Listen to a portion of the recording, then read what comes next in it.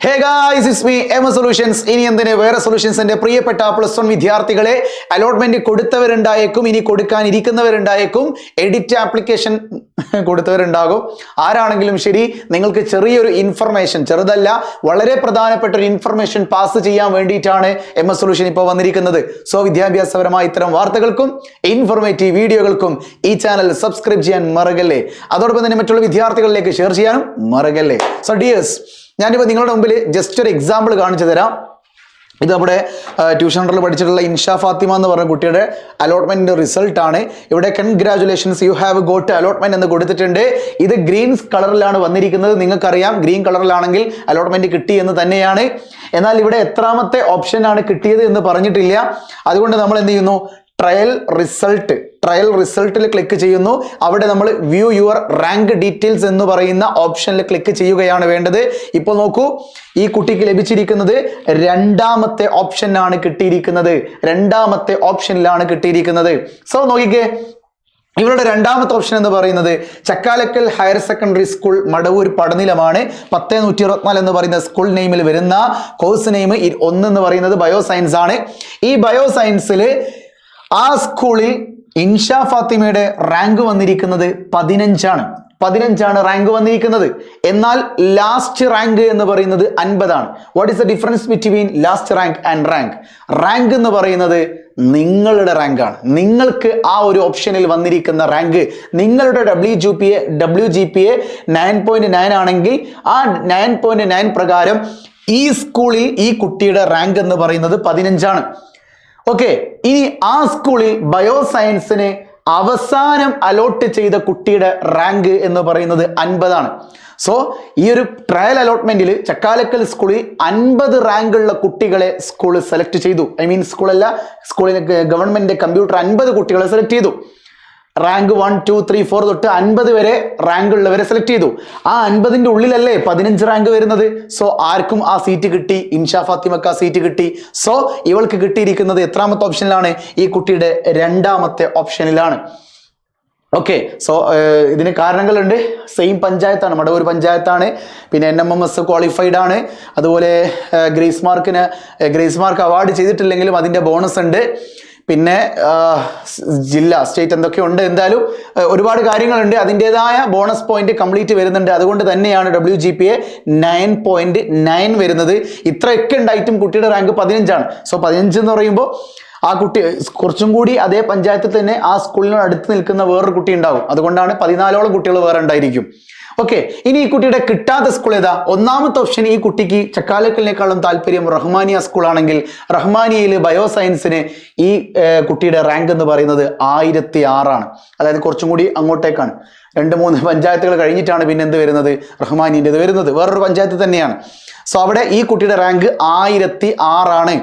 എന്നാൽ റഹ്മാനിയ സ്കൂളിൽ അലോട്ട് ചെയ്ത അവസാനത്തെ കുട്ടിയുടെ റാങ്ക് 221 ആണ്.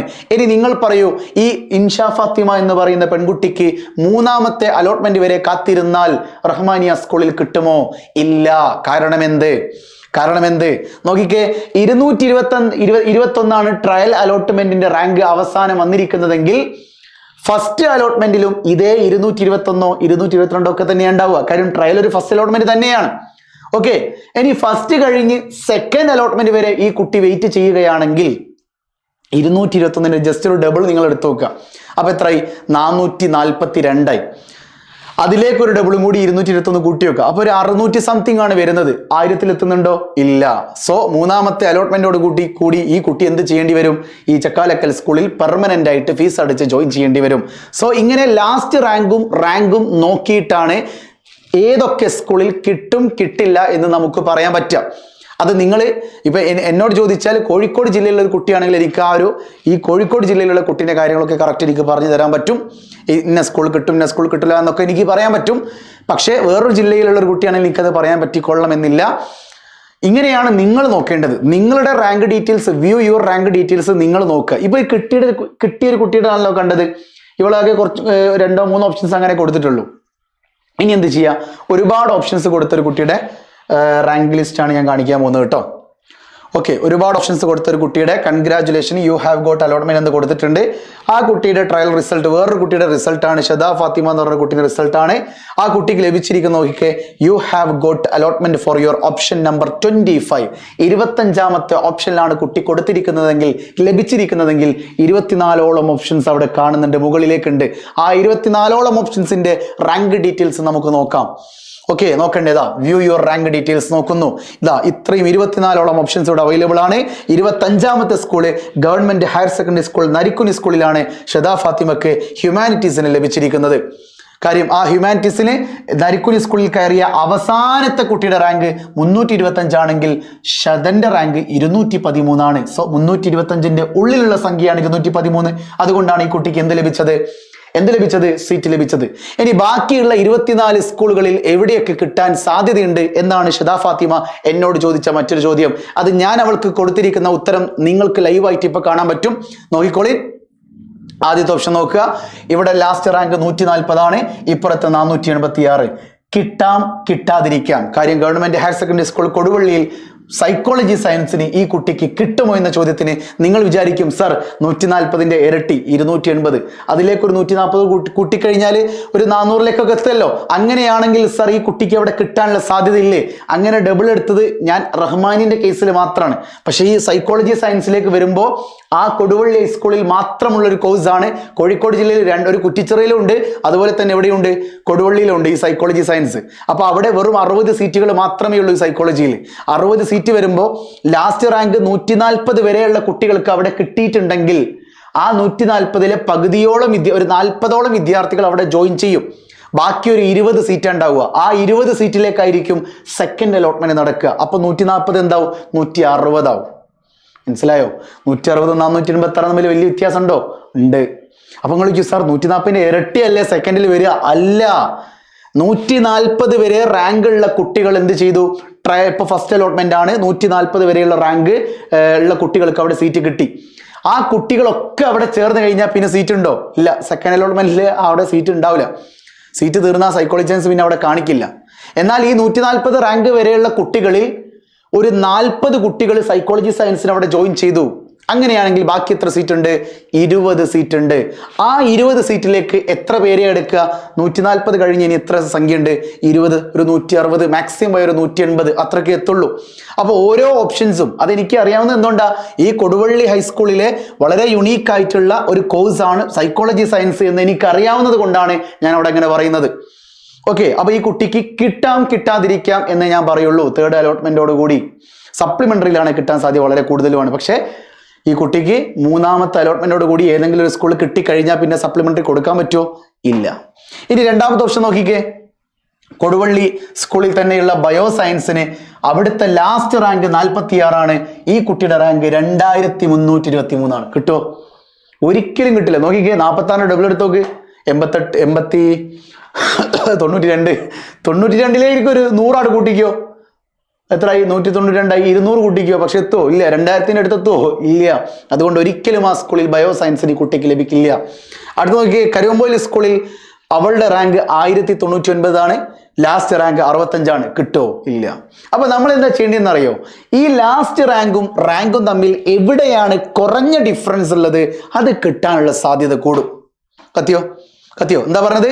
ലാസ്റ്റ് റാങ്കിനും ഇടയിൽ കുറഞ്ഞ ഡിഫറൻസ് ആണെങ്കിൽ അത് കിട്ടാനുള്ള സാധ്യത കൂടും. നമുക്ക് ഈ കുട്ടിയുടെ നോക്കാം.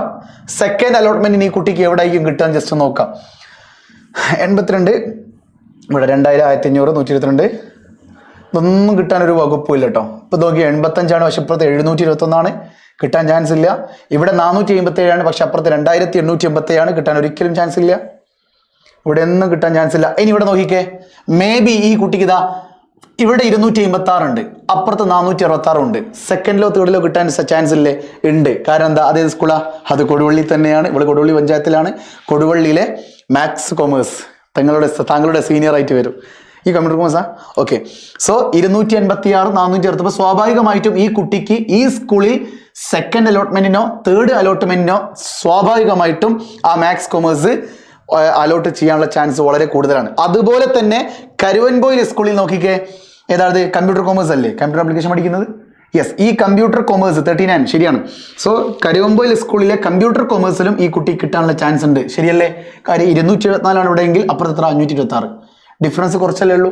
അപ്പോൾ ആ ലാസ്റ്റ് റാങ്കിന്റെയും ഡിഫറൻസ് നോക്കിയിട്ടാണ് നമ്മൾ ഓപ്ഷൻസ് പറയാം. ഇതും കിട്ടാം കിട്ടാതിരിക്കാം. താമരശ്ശേരി കിട്ടാം കിട്ടാതിരിക്കാം. സോ ഇവിടെ നോക്ക്, ഇവിടെ ആ കുട്ടി കിട്ടുകയും ചെയ്തു. ഓക്കെ, സോ ലാസ്റ്റ് റാങ്കിന്റെയും ഡിഫറൻസ് നോക്കിയിട്ടാണ് നമ്മൾ എന്ത് ചെയ്യുക, ഈ കുട്ടിക്ക് ഫസ്റ്റിലും സെക്കൻഡിലും തേർഡിലും ഒക്കെ എവിടെ കിട്ടുമെന്ന് പറയാം.